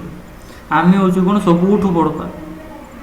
ଲୋକମାନେ କ'ଣ ଭାବୁଛନ୍ତି ଯେ ମୁଁ କେବଳ ପରମେଶ୍ୱର ନିୟମ ଦେଇଥିଲେ 10ଟା ଯାକ ଭିତରୁ 9ଟା ମୁଁ ପାଳନ କରିପାରିଲି, କେବଳ ଆଉ ଗୋଟେ ଜିନିଷ ତ ମୁଁ ପାଳନ କରିପାରି ନାହିଁ ନା, ସେ ଗୋଟେ ଜିନିଷ ପାଳନ କରିପାରି ନାହିଁ, ତ ସେ ଗୋଟେ ଜିନିଷ ମୁଁ ନେକ୍ସଟ ଟାଇମ୍ ଟ୍ରାଏ କରିବି ଯେଉଁ ପ୍ରକାର ପାଳନ କରିବା ପାଇଁ, ସେ ଗୋଟେ ଜିନିଷ ମୋ ଦ୍ୱାରା ହେଇଯିବ ଆଉ ମୁଁ ତା ଦ୍ୱାରା ପ୍ରକୃତରେ ଜିତି ପାରିବି ବୋଲି।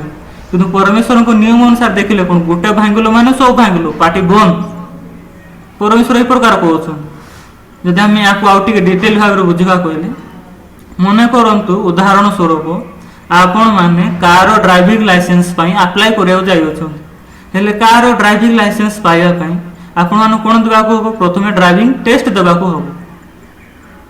ଯେତେବେଳେ ଆପଣ ଡ୍ରାଇଭିଂ ଟେଷ୍ଟ ଦେବେ କହିଲେ ସେଠି ଆପଣ ଥାଇ କ'ଣ କହିବେ? ନାଇଁ ନାଇଁ ନାଇଁ ମୋତେ ସବୁ ଆସୁଛି ଯେ ଖାଲି କାରଟା କ'ଣ ପଛକୁ ନେବାଟା ଆସୁନାହିଁ, ମୋତେ ଲେଫ୍ଟ ଟର୍ନ କରବାଟା ଆସୁନାହିଁ, ମୋତେ ସବୁ ଆସୁଛି ଯେ ଖାଲି ଗିଅର ପକାଇବାଟା ଆସୁନାହିଁ, ମୋତେ ସବୁ ଆସୁଛି ଯେ ଟିକେ ଷ୍ଟାର୍ଟ କରିଲା ବେଳକୁ ଟିକେ ପ୍ରୋବ୍ଲେମ୍ ହେଉଛି।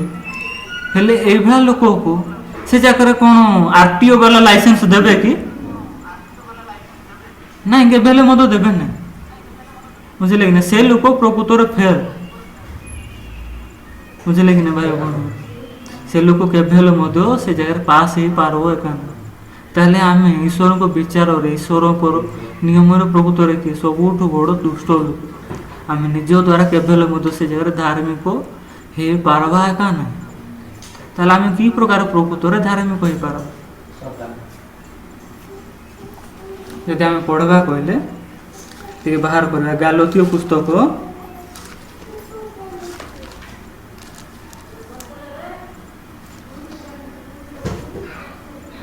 ତାର 2 ପର୍ବର 16 ପଦ। ଏଠି କ'ଣ ଲେଖା ହେଇଛି? ତଥାପି ବ୍ୟବସ୍ଥାର କ୍ରିୟାକର୍ମ ଦ୍ୱାରା ମନୁଷ୍ୟ ଧାର୍ମିକ ଗଣିତ ନ ହୋଇ କେବଳ ଖ୍ରୀଷ୍ଟ ଯୀଶୁଙ୍କଠାରେ ବିଶ୍ୱାସ ଦ୍ୱାରା ଯେ ଧାର୍ମିକ ଗଣିତ ହୁଏ, ଏହା ଜାଣି ଆମ୍ଭେମାନେ ମଧ୍ୟ ଖ୍ରୀଷ୍ଟ ଯୀଶୁଙ୍କଠାରେ ବିଶ୍ୱାସ କରିଅଛୁ।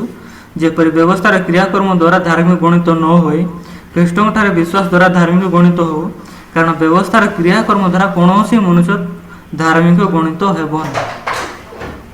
ପୁତ୍ର ଗୋଟେ ଲୋକ କି ପ୍ରକାର ଧାର୍ମିକ ଗଣିତ ହେଇପାରିବ?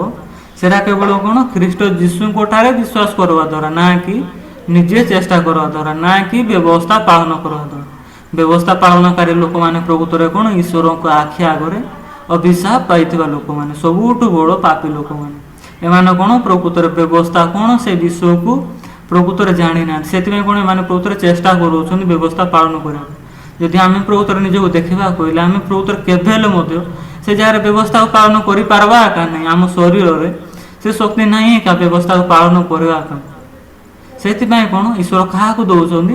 ଯୀଶୁ ଖ୍ରୀଷ୍ଟକୁ ଦେଉଅଛନ୍ତି। କାହିଁକିନା ଆମେ ଏତେ ଚେଷ୍ଟା କରିକି ପ୍ରକୃତରେ କ'ଣ ପାପରୁ ଉଦ୍ଧାର ପାଇପାରିନା। ଯଦି ଆପଣ ପଢ଼ିବେ କହିଲେ ରୋମିଓ ପୁସ୍ତକ ତାର 5 ପର୍ବର 6 ପଦ। ରୋମିଓ ପୁସ୍ତକ ତାର 5 ପର୍ବର 6 ପଦ। ଏଠି କି ପ୍ରକାର ଲେଖା ହେଇଛି? କାରଣ ଯେତେବେଳେ ଆମ୍ଭେମାନେ ନିରୁପାୟ ଥିଲୁ ସେତେବେଳେ ଖ୍ରୀଷ୍ଟ ଉପଯୁକ୍ତ ସମୟରେ ଅଧାର୍ମିକ ମାନଙ୍କ ନିମନ୍ତେ ମୃତ୍ୟୁ ଭୋଗ କଲେ। ଯେତେବେଳେ ଆମ୍ଭେମାନେ ନିରୁପାୟ ଥିଲୁ, ବ୍ୟବସ୍ଥା ପାଳନ କରିକି ନିଜେ ଚେଷ୍ଟା କରିକି ପାପ ସ୍ୱୀକାର କରିକି ଭଲ କାମ କରିକି ଏତେ ସବୁ କିଛି ଆମେ କାମ କରୁଛୁ, କିନ୍ତୁ ସେଇ ଜାଗାରେ ପ୍ରକୃତରେ କ'ଣ ଆମେ କେବେ ହେଲେ ବି ନିଜ ଦ୍ୱାରା ପାପରୁ ଉଦ୍ଧାର ପାଇପାରୁନୁ। ଆମେ ନିଜ ଦ୍ୱାରା କେବେ ହେଲେ ବ୍ୟବସ୍ଥା ପାଳନ କରିପାରୁନା। କିନ୍ତୁ ଆମେ ଅଧିକ କ'ଣ ଈଶ୍ୱରଙ୍କର ଶତ୍ରୁ ହେଇଯାଉଛୁ। ଆମେ କ'ଣ ଅଧିକ ରୂପେ ସେ ଜାଗାରେ କ'ଣ ଗୋଟେ ଅଭିଶପ୍ତ ଲୋକ ହେଇଯାଉଛୁ ଈଶ୍ୱରଙ୍କ ଆଗରେ। ତ ଏଇଭଳିଆ ଲୋକକୁ କିଏ ବଞ୍ଚେଇବାକୁ ଆସୁଅଛନ୍ତି? ଏଭଳିଆ ଲୋକକୁ କିଏ ବଞ୍ଚେଇବାକୁ ଆସୁଅଛନ୍ତି? ଏ ଜାଗାରେ ଲେଖା ହେଇଛି କ'ଣ? କାରଣ ଯେତେବେଳେ ଆମ୍ଭେମାନେ ନିରୁପାୟ ଥିଲୁ ସେତେବେଳେ ଖ୍ରୀଷ୍ଟ ଉପଯୁକ୍ତ ସମୟରେ ଅଧାର୍ମିକ ମାନଙ୍କ ନିମନ୍ତେ ମୃତ୍ୟୁଭୋଗ କଲେ। ଏଠି କ'ଣ ଲେଖା ହେଇଛି? ଯେତେବେଳେ ଆମ୍ଭେମାନେ ନିରୁପାୟ ଥିଲୁ, ମାନେ ଆମ ପାଖରେ କିଛି ରାସ୍ତା ନଥିଲା ସେ ଜାଗାରେ ପାପରୁ ଉଦ୍ଧାର ପାଇବା ପାଇଁ, ନିଜେ ଚେଷ୍ଟା କରିକି ଧାର୍ମିକ ହେବା ପାଇଁ, ସେତେବେଳେ କିଏ ଆସୁଅଛନ୍ତି? ଯୀଶୁ ଆସୁଅଛନ୍ତି। କ'ଣ ପାଇଁ? ସବୁ କାମ କରିଦେବା ପାଇଁ, ଆମ ପାଇଁ। ଯେ ପ୍ରକାର କି ଆମେ କ'ଣ ହେଇପାରିବା? ईश्वर को आखि आगे धार्मिक हो पार पवित्र हो पार पापर मुक्त हो पार से सब कम किए जीशु करुँच कहीं आम निरुपाय लोक आम पाखे किसी उपाय एका नहीं जे आम कि प्रकार प्रकृत धार्मिक गणित हो पार्बा बोली बुझे कि ना भाई ये केमती लिखाई कहले आम निज द्वारा केवे धार्मिक हो पार्बा ना से किए आसिले प्रत्येक जीशु ख्रीष्ट आसिले कौन आमको धार्मिक गणित करवाई आ जीशु कौन अधार्मिक लोक मान निमंते मृत्युभोग करुँच बुझे कि जदि आम पढ़ा कहले जहन पुस्तक तार 1 पर्वर 29 पद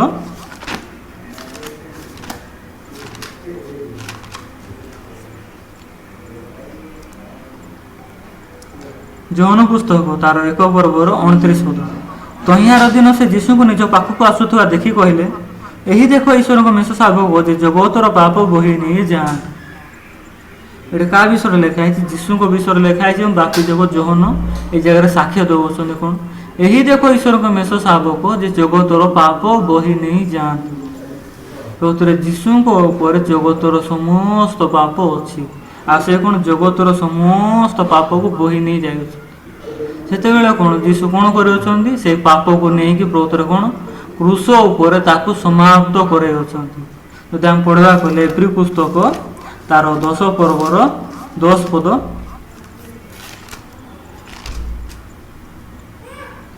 कि प्रकार लिखाई जीशु ख्रीष्ट शरीर एकाथर के उत्सर्गीकृत होगा द्वारा से ही इच्छा हेतु आम मैंने पवित्रीकृत होइछु जीशु ख्रीष्ट शरीर एकाथर के उत्सर्गीकृत होगा द्वारा से ही इच्छा हेतु प्रभुतर इच्छा कार ये इच्छा हूँ प्रभुतर कौन परमेश्वर कहीं कहीं आम निज द्वारा केवे भी धार्मिक गणित हो पार्बा ना आम निज द्वारा केवे भी से जगह पापर उद्धार पाई पार्बा ना से जो ईश्वर क्या पठेले जीशु को पठेले कौन जे प्रभुतर तुम्हें जाओ आ जगतर लोक मान निमंते निज प्राण को दियो जो प्रकार समस्त लोक प्रभुतर क्या द्वारा ओनली केवल जीशु द्वारा कौन से जगह धार्मिक गणित हेबे बोलिकी समस्त पापरू प्रभुतर क्षमा पाइबे बोलिकी से परमेश्वर कौन करले जगत जाकर समस्त पाप जीशु ऊपर को स्थानांतर करले आ जीशु कौन करले से आम समस्त पाप को नहीं क्रूस उपर करले आ से कौन करले जीशु ख्रीष्ट शरीर एकाथर के उत्सर्गीकृत होगा द्वारा से ही इच्छा हेतु आम मैंने पवित्रीकृत हो जीशु ख्रीष्ट शरीर केवल एक माने गोटे थर क्रूस पर चढ़वा द्वारा ईश्वर से ही इच्छा हेतु केवल गोटे इच्छा हेतु आम मैंने कौन हो सारीचु पवित्रीकृत हो सारीचु आवा ना आम अलरेडी कौन पवित्रीकृत बोली हो सारीचु परमेश्वर आमको अलरेडी कौन देखुं ए लोक अलरेडी जीशु ख्रीष्ट उत्सर्गीकृत होगा द्वारा जीशु ख्रीष्ट गोटे थर क्रूस चढ़वा द्वारा जीशु ख्रीष्ट यार समस्त पाप नहीं क्रूस पर मरवा द्वारा ए लोकर समस्त पाप कौन हो सारी क्षमा हो सारी से परमेश्वर कौन कहते ए लोक कौन हो सारी पवित्रीकृत हो सारी पढ़ा कले 14 पद कारण केवल एक बलर उत्सर्ग द्वारा से पवित्रीकृत होता लोक मान चिरकाल सिद्ध कर कौन लिखाई कहले से जो लोक मान पवित्रीकृत कर लोक मान से कौन कर चिरकाल सिद्ध कर चिरकाल पवित्रीकृत कर पढ़वा कहले 17 पद से पाप और से अपराध सब आंभे आ स्मरण करवा नहीं तो ये जगह बाक्य प्रभुतर कौन कहे आमको से पाप से किए प्रभुतर से हूँ प्रभुतर आम जदि आम निज नाम ये जगह लगे पढ़वा कहले मो ना हूँ सत्य यदि मो निज ना ये जगह लगे पढ़ी कहले ताले कि प्रकार लिखाई सत्यर पाप और सत्यर अपराध सब आंधे स्मरण करवा ना बुझे कि परमेश्वर मत कौन कहते सत्यर पाप सत्यर अपराध आंधे स्मरण करवा ना ताले परमेश्वर यही प्रकार कौन कहते कहीं जीशु अलरेडी आम समस्त पाप आमर जीवन जाकर समस्त पाप नहीं कि क्रूस उपर समाप्त कर देउछंती से पाप आम पाखे आउ नहीं आम कौन प्रकृतर पाप से कौन परमेश्वर आम कौन कहते से पाप और से अपराध सब आमको सी केवल स्मरण करेंगे एका ना से आम कौन बोली कहते ये पवित्र हो सारी ये सिद्ध हो सारी केवल यीशु ख्रीष्टंकर गोटे थरे शरीर माने गोटे थर तांकर शरीर क्रूसरे चढ़वा द्वारा ता द्वारा केवल ये पवित्रीकृत हो सारी ना कि निजे किसी काम करवा द्वारा ना कि निजे किसी करवा द्वारा केवल ये लोक कि प्रकार पवित्रीकृत हो केवल यीशु ख्रीष्ट शरीर को विश्वास करवा द्वारा जे यीशु ख्रीष्ट मोर पाप क्रूस उपर चढ़ी थे से सकाशे मुझे कौन हो सारी प्रकृत में पवित्रीकृत हो सारी बोली जदि आम गोटे पद पढ़िया रोमियो पुस्तक तार 4 पर्वर 25 पद ये कि प्रकार लिखाई से जीशु आंब मानक अपराध निमंते समर्पित हेले पुणी आंबे मैंने धार्मिक गणित होगा निमंते उत्थापित हेले से जीशु आंब मानक अपराध निमंते समर्पित हेले ताले आमर पाप अपराध सब जिनस निमंते किए समर्पित हो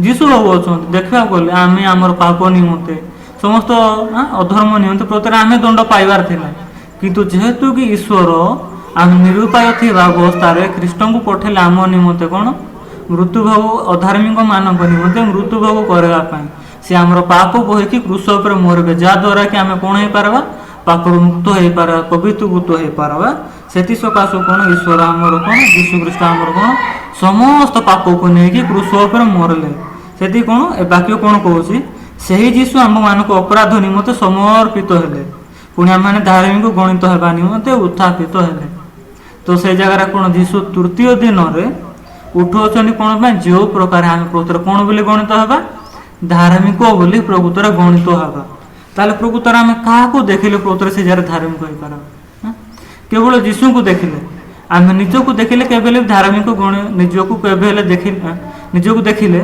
केवल आम धार्मिक बोली कही एका पार्बा आम निजक देखिले कौन आम पाप करुवा लोक आम घृणा करुवा लोक आम मिछ कहूवा लोक आम शरीर केवल मंद जिनस बाहर क्या कंटिन्यूसली सेटा केवल बंद होनी कि आम प्रकृतर केते धार्मिक कही पार्बा जिते आम प्रकृतर क्या देखा जीशु को देखा कहले जे जीशु मोर पाप अपराध निमंते समस्त काम अलरेडी करदे अच्छे से जगह कौन सी अलरेडी कौन तृतीय दिन उत्थापित हो मत से जगह धार्मिक बोली अलरेडी गणना करदे से सकाशु प्रकृत मु धार्मिक बुझे कि ना भाई भौणी से कि प्रकार लिखाई आम जिते जौन पुस्तक तार 5 पर्व पढ़ुलु से जगह कौन लिखाई जे गोटे लोक प्रकृत जीशु ठार अनुग्रह को पाँच से 38 वर्षर रोगी से कौन जीशु बाकी जीव जो प्रकार कहूँ से प्रकार एक्जाक्ट प्रकृत ग्रहण करुचे से कौन तार रोगरू सुस्थता पाँच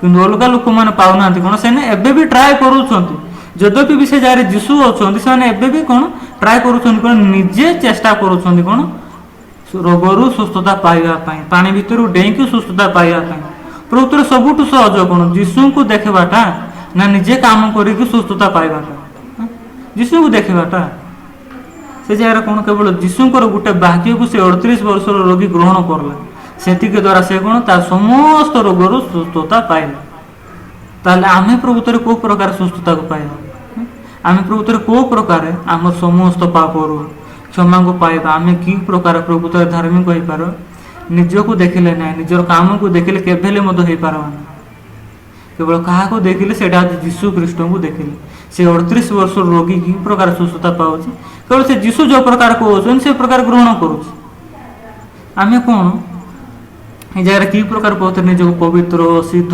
धार्मिक मोर पाप अपराध ईश्वर स्मरण करूना एटा प्रकार क्या देखिले कहींपारा वाक्य को देखिले कहींपारा जे जीशु अलरेडी समस्त काम मो निमंते करदे अच्छे ये जिनस को देखिले प्रकृतर आम कहींपारा जे मुझे धार्मिक मुझे सिद्ध मुझे पवित्र बुझे कि ना भाई भौणी से सकाशु प्रकृतर आम धार्मिक हो ना कि निजे काम करवा द्वारा ना कि निजे चेष्टा करवा द्वारा आम केवल भी है कि जड़े कि जे कि जीशु ख्रीष्ट सी आम मानकर समस्त पाप निमंते प्रकृतर कौन क्रूसरे उत्सर्गीकृत है से इच्छा तो प्रकृतर आम मैंने कौन पवित्रीकृत हो सारी जदि आम पढ़वा कहले माथ्यू पुस्तक टी 21 पर्व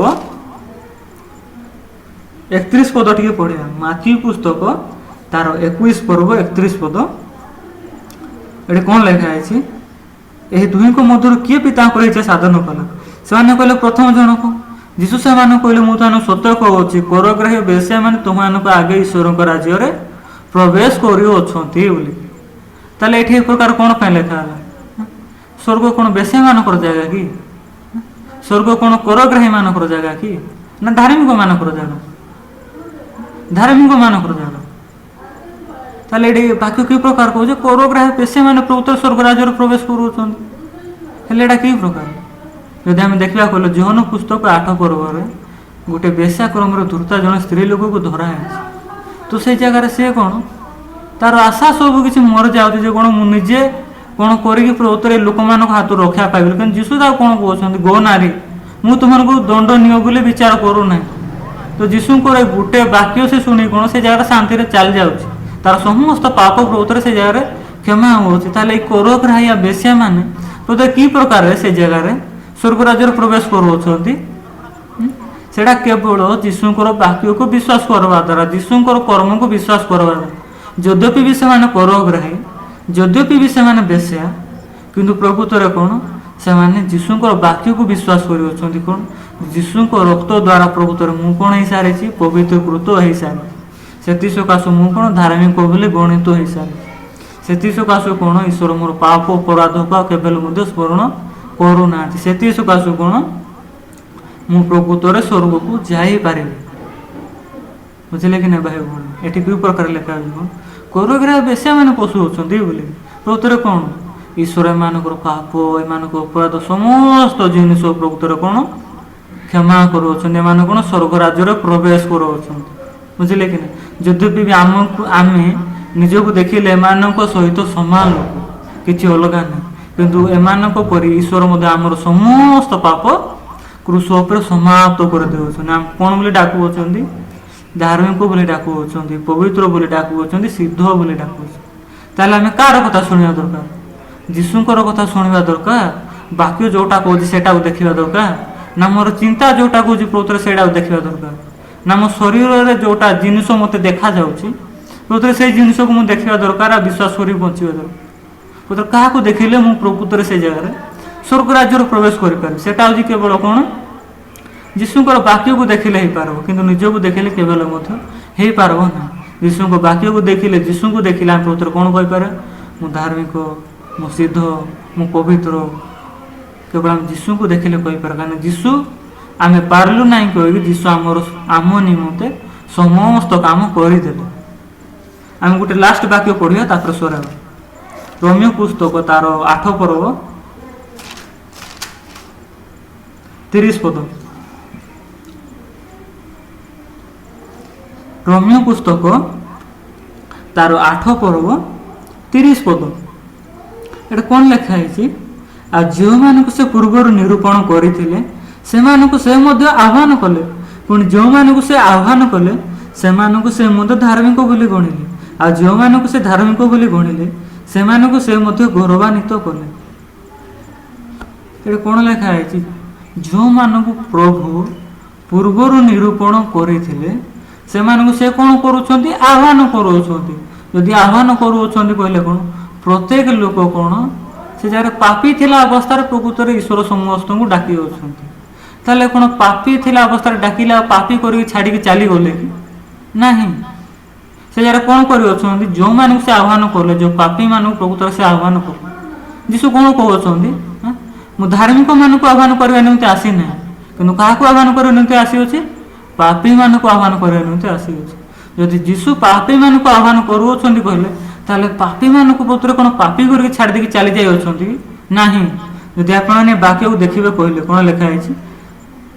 ସେମାନଙ୍କୁ ସେ ମଧ୍ୟ ଆହ୍ୱାନ କଲେ, ପୁଣି ଯେଉଁମାନଙ୍କୁ ସେ ଆହ୍ୱାନ କଲେ ସେମାନଙ୍କୁ ସେ ମଧ୍ୟ ଧାର୍ମିକ ବୋଲି ଗଣିଲେ। କ'ଣ ସେମାନଙ୍କୁ ସେ ଆହ୍ୱାନ କଲେ? ଖାଲି ପାପୀ ରୂପରେ ଆହ୍ୱାନ କଲେ, ପାପୀ ରୂପରେ ଛାଡ଼ିଦେଲେ ନାହିଁ, କିନ୍ତୁ ସେ ସେମାନଙ୍କୁ କ'ଣ ବୋଲି ଗଣୁଛନ୍ତି? ଧାର୍ମିକ ବୋଲି ଗଣୁଛନ୍ତି। ବୁଝିଲେ କି?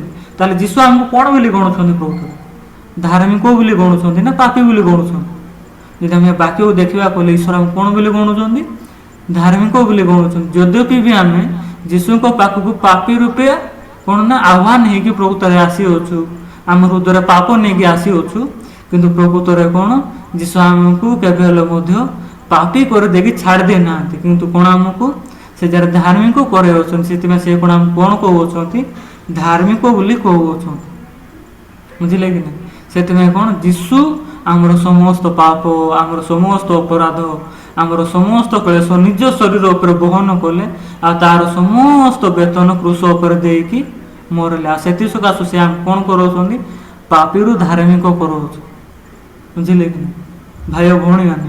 କୋଉଥିରେ ଆମେ କ'ଣ ନିଜର ଶରୀର, ନିଜର ଚିନ୍ତା, ନିଜର କ'ଣ ନିଜର ରାସ୍ତାକୁ ପ୍ରକୃତରେ ଦେଖିଲେ କେବେ ହେଲେ ମଧ୍ୟ ଧାର୍ମିକ ବୋଲି କହିପାରିବାନି। କିନ୍ତୁ ଆମେ କେତେବେଳେ କହିପାରିବା?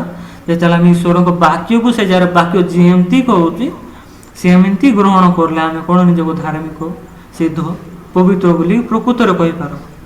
ବୁଝିଲେ କି? ସେ 38 ବର୍ଷର ରୋଗୀ ସୁସ୍ଥତା ପାଇବା ପାଇଁ କ'ଣ କଲା? ସେ କିଛି କରିଛି କି? କିଛି ବି କରିନାହିଁ। କେବଳ ଯୀଶୁ ତାକୁ କ'ଣ କହିଲେ? ଉଠ, ତୁମର ଖଟିଆ ଘେନି ଚାଲ କହିଲାରୁ ସେ ସେତିକି ବାକ୍ୟକୁ ବିଶ୍ୱାସ କଲା, ସେ ଉଠିଲା ଆଉ ଚାଲିଲା। ଗୋଟେ ବାକ୍ୟକୁ ବିଶ୍ୱାସ କରବାଟା କଷ୍ଟ ନା ସହଜ? ପ୍ରକୃତରେ ସହଜ। ବୁଝିଲେ କି ନାହିଁ? କିନ୍ତୁ ପ୍ରକୃତରେ କ'ଣ ଆମେ ନିଜର ଚିନ୍ତା, ନିଜର ରାସ୍ତା କ'ଣ ଯେ ଠିକ୍ ବୋଲି ପ୍ରକୃତରେ ଭାବିଛୁ। କିନ୍ତୁ ଯଦି ଆମେ ପରମେଶ୍ୱରଙ୍କର ବାକ୍ୟ ଅନୁସାରେ ଦେଖିବା କହିଲେ ଆମେ ପ୍ରକୃତରେ କିଏ? ଯଦି ଆମେ ପରମେଶ୍ୱରଙ୍କ ବାକ୍ୟ ଅନୁସାରେ ଦେଖିବା କହିଲେ ଆମେ ହେଉଛୁ ଧାର୍ମିକ, ଆମେ ହେଉଛୁ ସିଦ୍ଧ, ଆମେ ହେଉଛୁ ପବିତ୍ର। ପରମେଶ୍ୱର ଏଇଭଳି ଆମକୁ ଦେଖାଉଛନ୍ତି। ହଉ, ମୁଁ ଏତିକି ପ୍ରଚାର କରିବି, ଏତିକିରେ ଆମେ ସରେଇବା।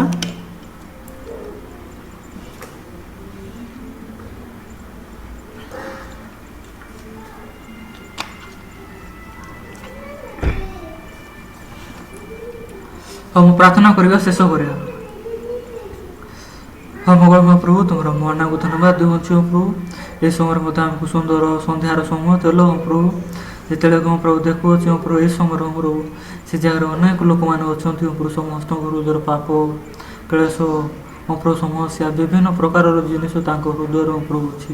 କିନ୍ତୁ ଯେତେବେଳେ କି ପ୍ରଭୁ ଆମ ପ୍ରଭୁ ବାକ୍ୟ ଅନୁସାରେ ଦେଖୁଅଛୁ ପ୍ରଭୁ, ସେ ଜାଗାରେ କ'ଣ ଯୀଶୁ ଆମର ସମସ୍ତ ପାପ, ସମସ୍ତ ଅପରାଧ, ସମସ୍ତ ଜିନିଷ ପ୍ରଭୁ କୃଷ ଉପରେ ବୋହିକି ତାକୁ ଚିରକାଳ ପାଇଁ ସମାପ୍ତ କରିଅଛନ୍ତି। ସେ ଆମର ପାପ କେବେ ହେଲେ ମଧ୍ୟ ସ୍ମରଣ କରୁନାହାନ୍ତି। ସେ ଆମେ କ'ଣ ବୋଲି ସିଦ୍ଧ, ପବିତ୍ର ବୋଲି ଡାକୁଅଛୁ।